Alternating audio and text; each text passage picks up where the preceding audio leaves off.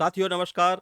आप चैनल में पहली बार आए हैं तो सब्सक्राइब जरूर करें, क्योंकि निजीकरण से संबंधित वो समस्त जानकारी जो आप तक पहुंचना जरूरी है वो हम इस चैनल के माध्यम से आपको देते हैं। तो शुरुआत करते हैं आज की वीडियो की। जैसा कि आपकी जानकारी में है, उत्तर प्रदेश सरकार निजीकरण की योजना पर काम कर रही है। उस निजीकरण के खिलाफ बिजली कर्मियों का शक्ति प्रदर्शन लगातार जारी है और संयुक्त संघर्ष समिति इसमें जन जागरूकता अभियान के तहत लगातार बिजली पंचायत का आयोजन कर रही है। यदि आप हमारे वीडियो लगातार देखते हैं तो आपको जानकारी में होगा कि बिजली पंचायत का कार्यक्रम गोरखपुर में भी किया गया था, जिसकी सूचना, जिसकी जानकारी और नेताओं के भाषण हमने वीडियो के माध्यम से आप तक पहुंचाए थे। में संयुक्त संघर्ष समिति ने बिजली पंचायत का आयोजन रानी लक्ष्मीबाई की वीरभूमि झांसी में किया।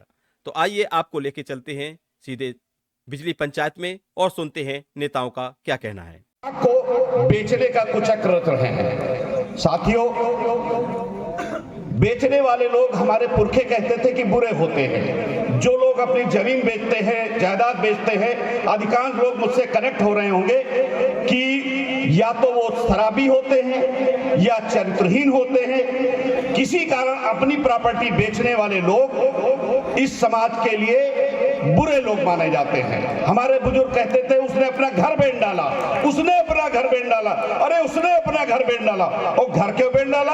कि वो शराबी है। क्या हमारी सरकार में बैठे लोग शराबी हैं? क्या हमारी सरकार में बैठे लोग चोर हैं? क्या हमारी सरकार में बैठे लोग झूठे हैं, मक्कार हैं?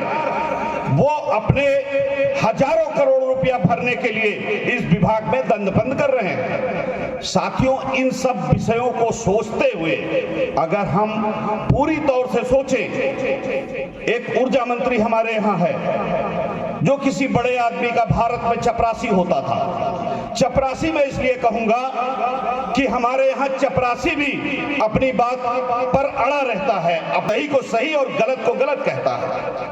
और साथियों, हमारा जो ये भारत से और गुजरात से कहां से आया हुआ चपरासी है सरकार का, इसने हमसे एक लिखित समझौता किया। कर्मचारियों की अनेक मांगे, मैं उस समझौते से बहुत खुश था। यहां बैठे हुए अधिकांश कर्मचारी, अधिकारी सारे उससे लाभान्वित होने वाले थे। एक लिखित समझौता हुआ।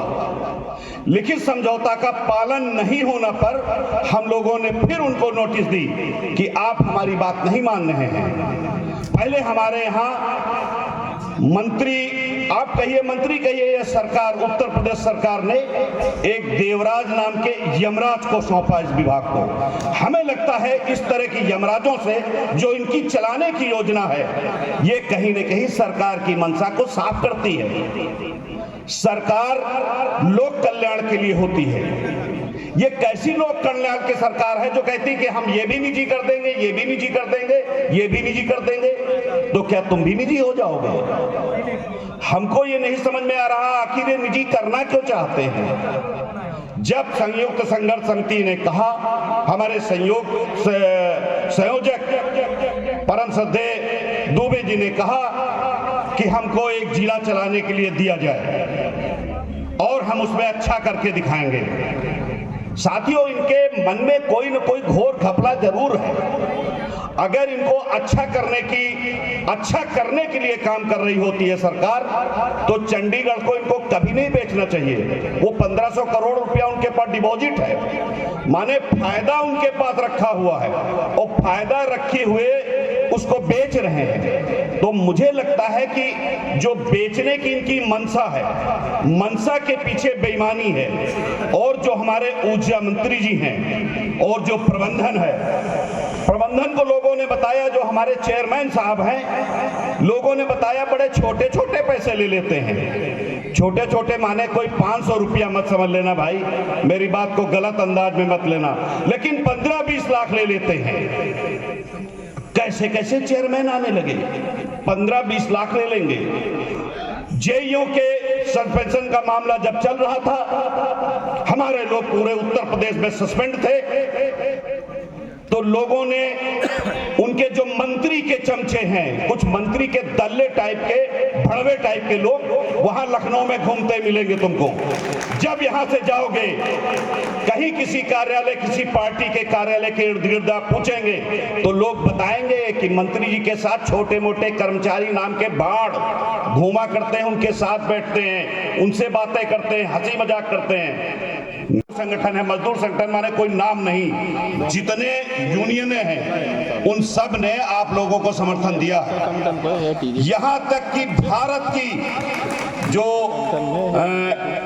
इलेक्ट्रिसिटी फेडरेशन है उसका हमको साथ है। 27 लाख कर्मचारी आपके साथ खड़ा है। अब जरूरत फिर वही है कि हमको आगे बढ़ने की है। अगर आप आगे बढ़ोगे, आपके पीछे बहुत बड़ी फौज है। लड़ने के लिए जितेंद्र सिंह जैसे लोग चाहिए, लड़ने के लिए।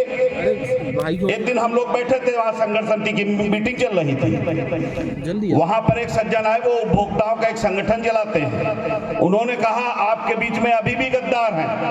हमने कहा गद्दार पहले भी थे, गद्दार मुगलों के पीरियड में थे, गद्दार अंग्रेजों के पीरियड में थे, लड़े तो थोड़े लोग हैं। आपको क्या लगता है कि झांसी में बहुत कम कर्मचारी हैं क्या?